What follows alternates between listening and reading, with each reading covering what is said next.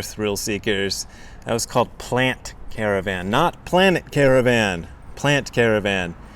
Somebody asked me to do Planet Caravan, and I thought about how difficult the people who own the copyrights to, here's doing crazy things, people who own the copyrights to the Black Sabbath catalog are, and so I modified it into Plant Caravan. So that's Plant Caravan. Anyhow, happy Saturday to you, and for this Saturday's episode, I thought I would just kind of chat about something that somebody sent me recently. Somebody sent me a message on Facebook, and it says, I have scoured the interwebs for any talks, writing, or just anything by your old teacher Tim McCarthy. I think I would really have liked to have known him. I could only find this from an old Kent State College newspaper from 1991, but I find it very potent, especially when trying to discuss God with my wife, who is a decidedly very liberal Christian. Here's a bit of grammar in there, but I forgive you, just as Jesus would. Ziggy, what are you rooting around for? What are you doing? He's rooting around in the stuff or something. Anyway. So, this is the stuff that he found. Now, when I first saw this, I said, that's not even something I ever saw before. And then I thought, well, maybe I did see it before, because in 1991 I was living with Tim in what was then, and I think still is called, no, wait a minute, it's not called it now. Anyway, what was then called the kajozendo, which was his house, and the Daily Kent Stater was the newspaper that the university put out. And if this article had been in the Daily Kent Stater when I lived there, I surely would have seen it, but I don't remember it. But I don't remember much of anything. But here's what Tim says in the Kent State newspaper. Kent State is the university that Tim taught at, still teaches at, I think, and where I first met him. He says, Buddhism is a humanist religion, and it de-emphasizes God.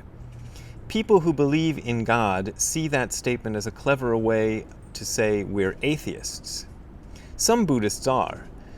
But I think the real reason Buddhism de-emphasizes God is because its founder, Buddha, was so overwhelmed by God that he couldn't express God since he's inexpressible, he being God. Any expression of the ultimate truth of God has to be, in a sense, a lie. The de-emphasis of God is the supreme emphasis, but it sounds like we're denying his very existence. If you would show up at a Buddhist temple and ask the people what they believe, they'd probably say, no believe, just do. A little bit of Yoda-ism there, I think. He also said, it's much easier to show what we do than to explain it.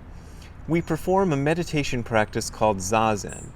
We sit in a specific posture 2 feet away from a wall with our eyes open at 45-degree angles. That sounds like they've cut and pasted something weird, but we sit with the eyes kind of half closed, looking down at a 45-degree angle at the wall. It's very specific on how you sit, but it's best not to give much instruction on what to do with the mind. You should just let thoughts come and go while maintaining your posture.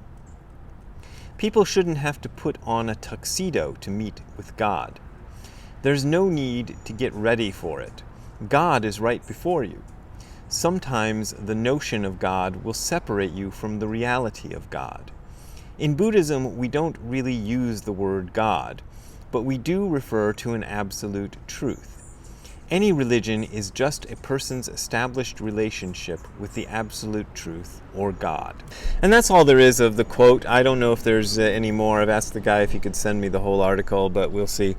It's interesting, though, to me to see it, I guess, again, after all these years, since I'm going to assume I did see it before, I just kind of forgot it. But so much of the way Tim expresses Buddhism is the way I express Buddhism. There's a bird over here just kind of hopping around. Oh no, he went away. Somebody asked me why I don't turn the camera on the animals that I see and comment on out in the yard, and that's why, because they're usually gone by the time I get this clunky thing turned around. Anyway, so much of what I say, and the way I say it was deeply influenced by my teacher, by my first teacher, by Tim.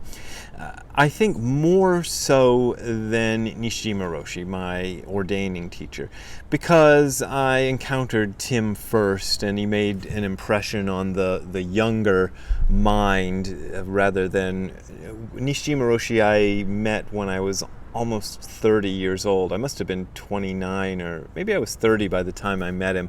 Tim I met when I was about 18 or 19, so I was much more impressionable, and I think a lot of it sunk in a lot deeper. And a lot of what Tim said I had never heard before. So by the time I got to Nishijima Roshi, I'd heard a lot of the same things from Tim, and so I was prepared for it, and it didn't maybe, hook into my brain as much. But I think it's very interesting. One thing he says here in this that almost sounds like a quote from me. Okay, there's that bird again, but I'm not going to turn the camera on. He's hopping around in this stone circle we have over here in the backyard that was left over from the previous owner. We think she might have had a hot tub back there because there's a pipe leading into the stone circle, but it doesn't go anywhere. So the theory is maybe there was a hot tub there at one time. Anyway, sorry. He says, it's best not to give much instruction on what to do with the mind, which has been my policy all along ever since I started teaching this. And Nishijima Roshi did the same thing. It's kind of part of the Soto tradition, but this is just the words he chooses to say it are the words I've often chosen to use, and maybe I just copied him. It's best not to give too much instruction on what to do with the mind. The more instruction that you give on what to do with the mind, the more you're boxing a person in. So it can feel like when you're first starting that there's something missing, like what the hell am I supposed to do when I sit in this posture? You didn't tell me anything. You just told me the posture and then told me just stay with it until the bell rings. And that's to kind of let everything open up, because you could put something in there. You could put a mantra in there. A lot of people do that. You could put a koan in there. A lot of Buddhists do that.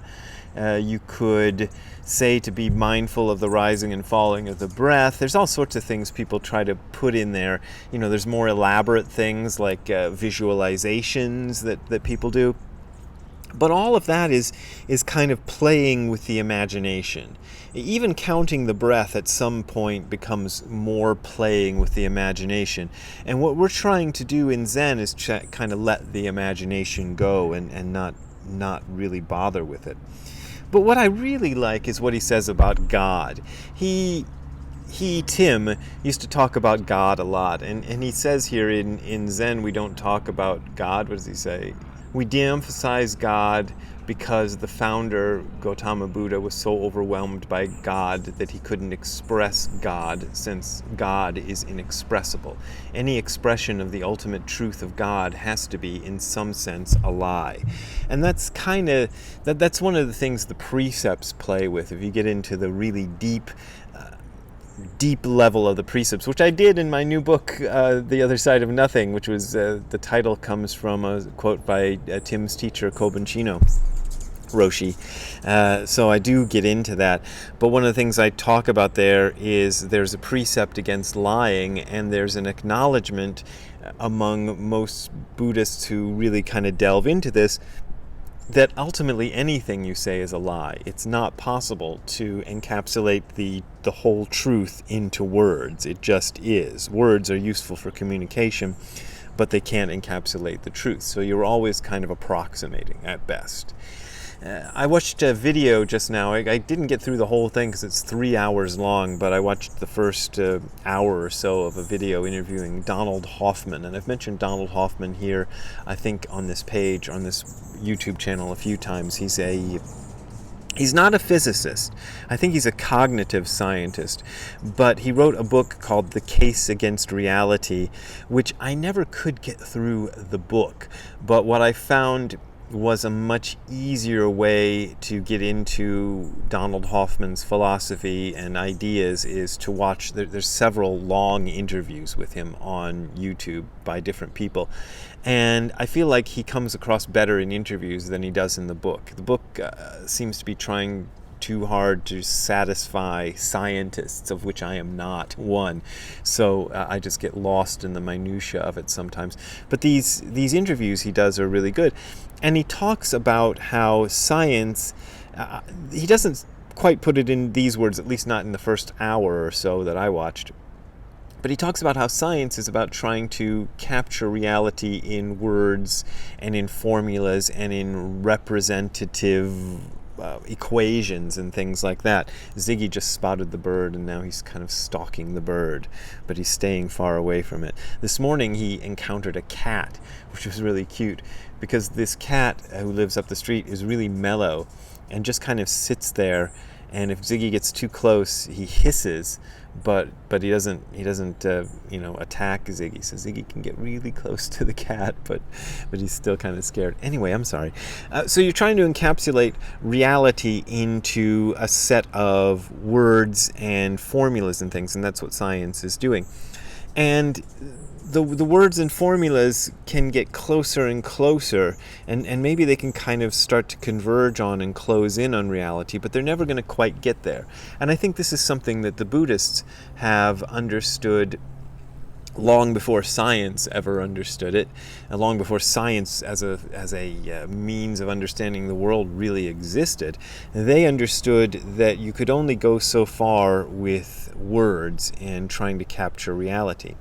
But the other thing that comes up in this is about ultimate reality and God. One of the things I've been trying to do throughout my career is dispel the notion that Buddhism is a kind of atheism. As Tim says in the interview, you could be an atheist and a Buddhist, but it's not a rejection of God so much as an understanding that God is too big to put into words, because God is reality itself. God is not some guy out there who is one among many of the rest of us living in reality. So reality supersedes God in that sense. So God can be the white guy with the beard on the throne, smiting the Peloponnesians or whatever the hell he does in that way, but we don't believe in that kind of God. That kind of God is easy to refute. But it's not that we don't believe in an ultimate reality that has a kind of an intelligence and a kind of love for everyone, for itself and for everyone else, and that we are ultimately a part of. That, I think, is in Buddhism. And as I always say when I get to this point, if you want to see Dogen's view about God, there's an essay in Shobo Genzo called Inmo, and I wrote a whole book, not a whole book just about this essay, but I wrote a book called It Came From Beyond Zen, which It Came From Beyond Zen, the title is inspired by Inmo, because Inmo just means it, and it is beyond Zen. So It Came From Beyond Zen is my idea of making it sound like a science fiction movie or science fiction novel, but it's the idea of saying that it is beyond even Zen, beyond our philosophies, beyond God is beyond God itself. There, that's something that sounds reasonably profound for a Saturday. Anyway, I hope you enjoyed it. I'm going to be in Europe soon. The dates are appearing on your screen. I will be in Finland, Germany, Belgium, France, and England. Not necessarily in that order, because I always get the order wrong. Anyway, the dates have appeared on your screen, and if you want to see those dates again, go to hardcorezen.info/events. That's hardcorezen.info/events. It's appearing on your screen, and there you'll find the list again up to date as to whatever date it is that you look at it. I'll try to keep it always up to date with clickable links so you can get more info on where I'll be. Okay. And if you want to support me, you can go to the URL that is appearing on your screen right now, which is hardcorezen.info/donate. That is hardcorezen.info/donate. There you will find links to my PayPal and Patreon accounts. Those are my main and usually only ways of making a living, and even though I will make some money, I will get paid for most but not all of the events that I'm doing in Europe this time. It's not going to be enough to pay my bills, so I still appreciate your donations, and they are still my main means of support, so thank you very much for donating. But as always, this is offered for free, so you don't got to donate if you don't want to donate. Okay, see you next time. Have a good time all the time. Bye. Hey, Zygmunt. You like it in the shade? It's not too hot today. It's all right. You came out. You got flowers in your hair. I don't know if the people at home can see that, but a flower fell in his hair this morning, and I didn't take it out because it was too cute. Anyway, we'll see you later, Ziggy. Bye.